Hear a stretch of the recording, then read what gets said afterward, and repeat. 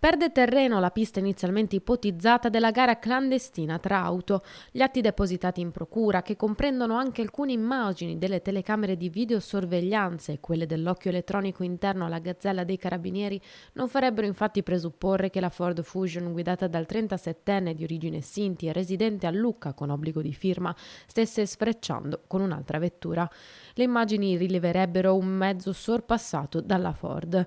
L'auto è riconoscibile e si è ora in procinto di giungere all'identità del guidatore, che stando ai primi rilievi sarebbe estraneo ai fatti. Secondo la procura, questo è sufficiente per ora a far tramontare l'ipotesi del gareggiamento, ma la vicenda è ancora tutta da appurare.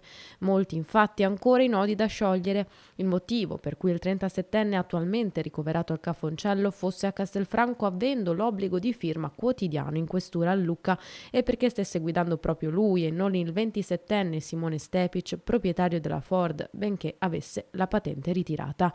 Il 27enne, noto alle forze dell'ordine per precedenti, doveva iniziare in queste ore il nuovo lavoro trovato insieme ai servizi sociali da cui era seguito per intraprendere con loro un nuovo percorso di vita nella legalità.